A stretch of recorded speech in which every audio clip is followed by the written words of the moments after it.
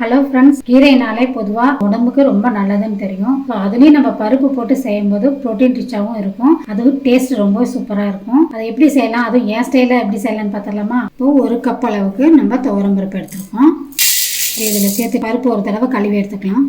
பருப்பு வந்து பார்த்தீங்கன்னா கழுவியாச்சு. இதுக்கு வந்து பருப்பு வேக வைக்கிறதுக்கு நம்ம தண்ணி சேர்த்துக்கலாம். அதுவும் பார்த்தீங்கன்னா நான் அரிசி களைஞ்ச தண்ணி தான் சேர்த்துருக்கேன். இது 2-3 தடவை தண்ணி கழுவிட்டு 3வது தண்ணி எடுத்து வச்சிருக்கேன். இந்த அரிசி களைஞ்ச தண்ணிலையும் பார்த்தீங்கன்னா நிறைய சத்துக்கள் இருக்கு. இந்த மாதிரி சேர்க்கும் போது இந்த பருப்பும் வந்து பார்த்தீங்கன்னா டேஸ்ட் ரொம்ப நல்லா இருக்கும். இப்போ வந்து பருப்புக்கு தேவையான நம்ம மஞ்சள் சேர்த்துக்கலாம். இப்போ பருப்பு வந்து சீக்கிரமா வேகணும் அப்படின்னா கண்டிப்பா நீங்க வந்து விளக்கெண்ணெய் யூஸ் பண்ணுங்க. விளக்கெண்ணெய் சேர்க்கும் போது பருப்பு வந்து நல்லா வெந்து கொடுக்கும். நான் வந்து 1 ஸ்பூன் அளவுக்கு சேர்த்திருக்கேன். நீங்க குக்கிங் ஆயில் இருந்தாலும் நீங்க சேர்த்துக்கலாம். வந்து ஸ்டவ் ஆன் பண்ணிக்கலாம்.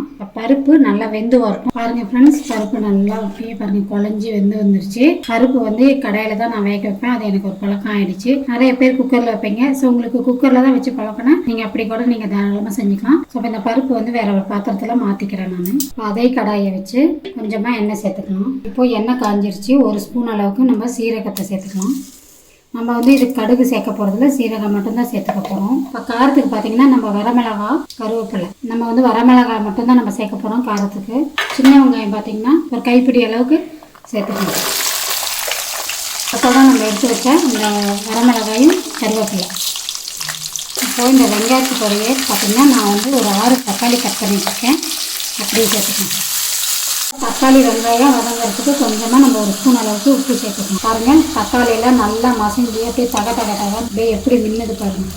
இப்போ பார்த்தீங்கன்னா தக்காளி நல்லா மசிஞ்சிச்சு. இந்த டைமில் நான் எடுத்துக்கிறது வந்து பார்த்தீங்கன்னா சிறுகீரை எடுத்திருக்கேன். இந்த சிறுகீரையை நல்லா வாஷ் பண்ணிவிட்டு நான் வந்து பொடிசாக நறுக்கி வச்சுருக்கேன் பாருங்கள்.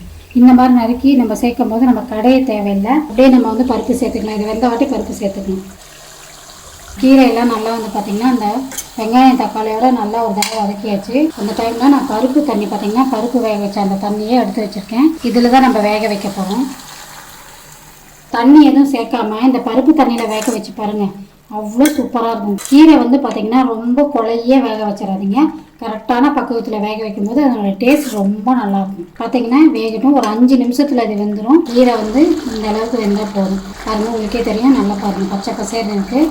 இந்த அளவுக்கு வெந்தால் போதும். இப்போ நம்ம பருப்பு சேர்க்க போகிறோம். பாருங்கள், பருப்பு அப்படியே நல்லா மசிய வேக வச்சாச்சு. நம்ம பருப்பு சேர்த்த வாட்டி நம்ம அதிகமாக கொதிக்க வைக்கணும் அப்படின்னா தேவையில்லை. அப்படியே ஒரு கொதி வந்தாலே போதும். நம்ம ஸ்டவ் அணைச்சிக்கலாம். நான் செஞ்ச இதே மெத்தட்லேயே நீங்கள் செஞ்சு பாருங்கள். அப்படியே செம்ம அல்டிமேட்டாக இருக்கும். நீங்கள் செஞ்சுட்டு நீங்கள் எனக்கு கமெண்ட் பண்ணுவீங்க, சூப்பராக அது வந்துச்சிங்க அப்படின்னு சொல்லிட்டு. உங்களுக்கு காரம்லாம் இதில் இருக்காது. அப்படியே நெய்யை ஊற்றி சாப்பிட்டீங்கன்னா அவ்வளோ சூப்பராக இருக்கும். இது அப்படியே ஒரு கொதி வரட்டும். பாருங்கள், குழம்பு நல்லா கொதிச்சு வந்துருச்சு. ஆஃப் பண்ணிடலாம்.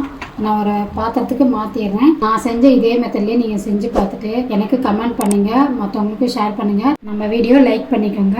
அப்படியே நம்ம சேனலை சப்ஸ்கிரைப் பண்ணி வச்சுக்கோங்க.